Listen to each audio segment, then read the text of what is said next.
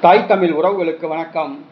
காவிரி நதிநீர் பிரச்சினை, தமிழக வெற்றி கழக தொண்டர்கள் வெற்றி கொண்டாட்டம் என்ற தலைப்பில் இந்த காணொளியை காண்கிறோம். காவிரி நதிநீர் பிரச்சினை, தமிழக வெற்றி கழக தொண்டர்கள் வெற்றி கொண்டாட்டம் என்ற தலைப்பில் இந்த காணொளியை நாம் காண்கிறோம்.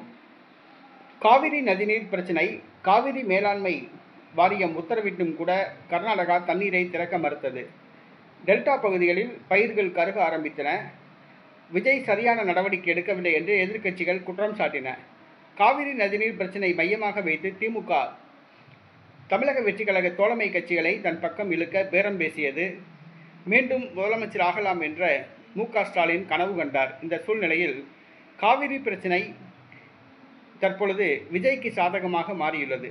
அதாவது, காவிரி நதிநீர் திறந்துவிட மாட்டோம் என்று கூறிய கர்நாடக முதலமைச்சர் சிவக்குமார் நேற்றைய தினம் அதிரடியாக காவிரி மேலாண்மை வாரியம் உத்தரவிட்ட அளவை விட கூடுதலாக திறந்துவிட்டுள்ளார். இதற்கு காரணம், கர்நாடக மாநில காவிரி நதிநீர் நீர்பிடிப்பு பகுதிகளில் கனமழை பெய்து வருவதால் அணைக்கட்டுகள் தண்ணீர் நிரம்ப ஆரம்பித்துள்ளன. தண்ணீரை திறந்து விடாவிட்டால் அணைக்கட்டுகள் உடைந்துவிடும்.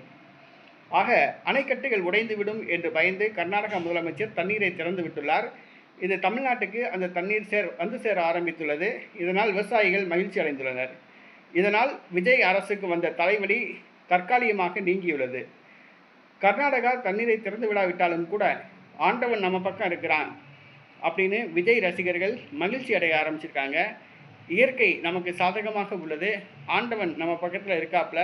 அதனால் மழை பெஞ்சு காவிரி நதிநீர் கரைபுரண்டோட ஆரம்பிச்சிருக்கு. தமிழ்நாட்டுக்கு தண்ணி வந்துருச்சு. அதனால் விஜய் ரசிகர்கள் மகிழ்ச்சியில் இருக்காங்க.